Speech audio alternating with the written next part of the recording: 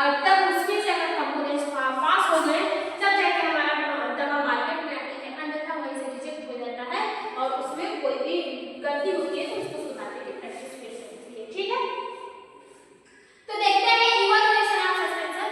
Evaluation of suspension is done to ensure quality, safety, efficacy, quality, stability, safety and therapeutic capabilities of the suspension. मतलब जो evaluation होता है, evaluation एक suspension को done करता है कि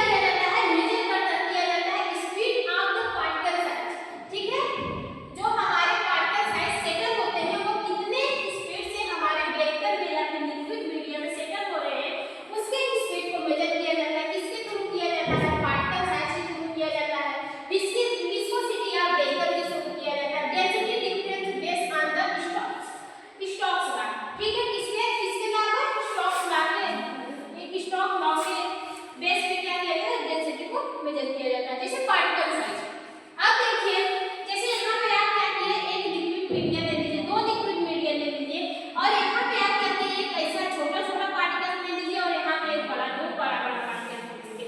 अब जब आप दोनों को डालेंगे तो सबसे पहले कौन सेटल होगा, जो बड़ा पार्टिकल है, जैसे आप डालेंगे इसमें वो तुरंत जाएगा नीचे सेटल होगा। क्यों?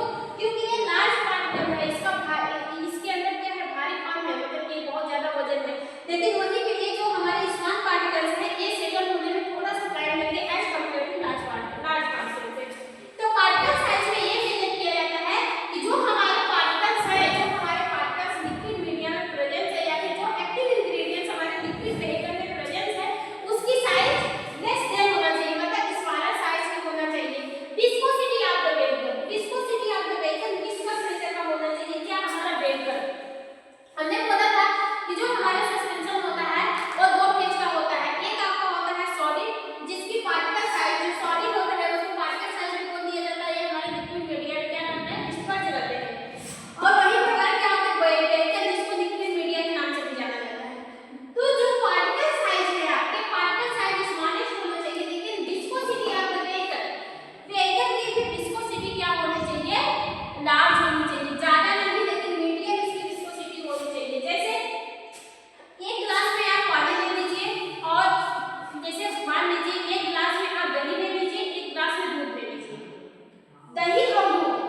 अब दूध में आप चीनी को डालेंगे, दूध में अगर आप चीनी को डालेंगे तो वो चीनी तुरंत जाके नीचे बैठ जाएगी, मतलब सेटल डाउन होगी। लेकिन अगर आप दही में चीनी को डालेंगे तो वो चीनी क्या रहेगा, ऊपर ही रहेगा, वो धीरे धीरे घुलता है, मतलब धीरे धीरे नीचे जाता है। ठीक है, बीजा दूसरा हटा दीजिए। लेकिन बताइए दही में चीनी तेजी से नहीं जाएगा, वो ऊपर ही बैठ जाएगा, फिर धीरे धीरे क्या होगा, नीचे जाएगा। लेकिन उसी पानी में अगर उसी दूध में आप चीनी को डाल दे रहे हैं वो तुरंत नीचे चला जाता है, देखने को नहीं मिलता। लेकिन दही के ऊपर 5 मिनट 10 मिनट 2 मिनट देखने को मिल जाता है। तो जितना विस्कोसिटी रहेगी हमारे वेहिकल्स की, हमारे लिक्विड की जितना ज्यादा विस्कोसिटी रहेगी वहां पे सेडिमेंटेशन रेट डिक्रीज रहेगा, कम रहेगा। अगर ये हमारे जितना लिक्विड नेचर का रहेगा वहां पे सेडिमेंटेशन रेट काफी हाई रहेगा, बहुत जल्दी हमारे कंपोनेंट्स क्या होंगे, सेटल डाउन हो जाएंगे। तो ये मेजर किया जाता है, विस्कोसिटी हमारी मेंटेन होनी चाहिए इसकी लिक्विड की यानी वेहिकल की।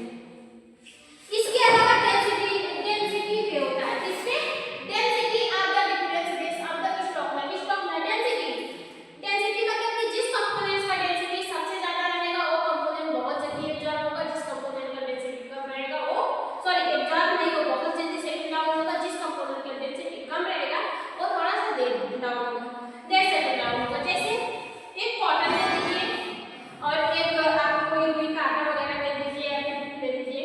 ठीक है, जैसे कि एक आप दफ्ती फाड़ लीजिए, बुक के ऊपर की जो दफ्ती है उसको ले लीजिए और एक कागज ले लीजिए, दोनों को पानी में फेंकिए।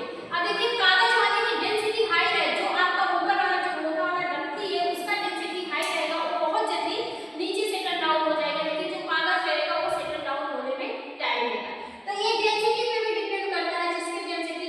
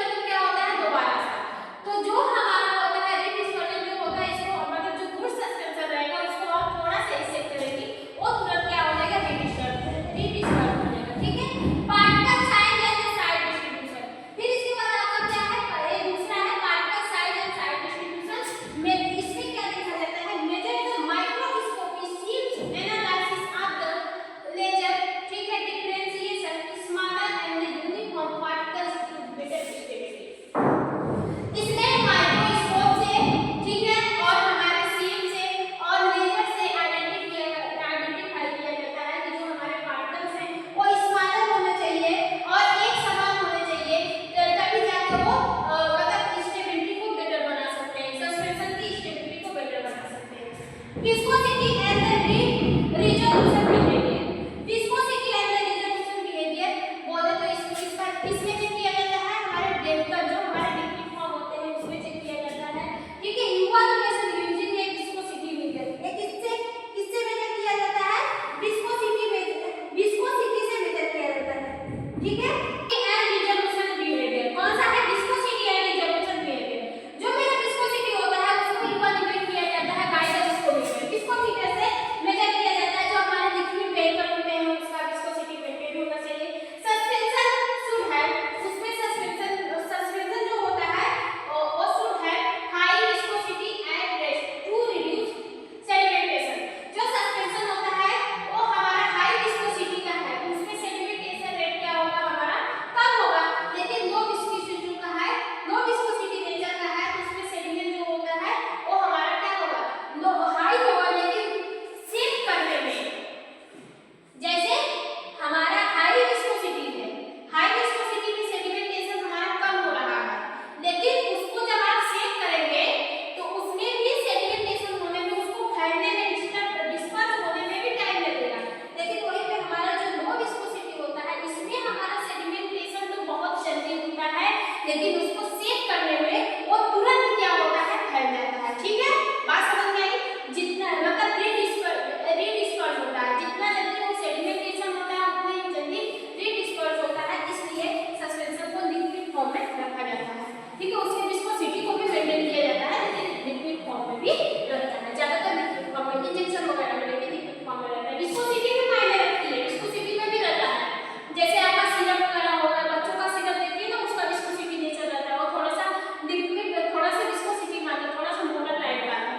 ठीक है, तो आगे और भी हमारा बचा है, उसको देख लेते हैं।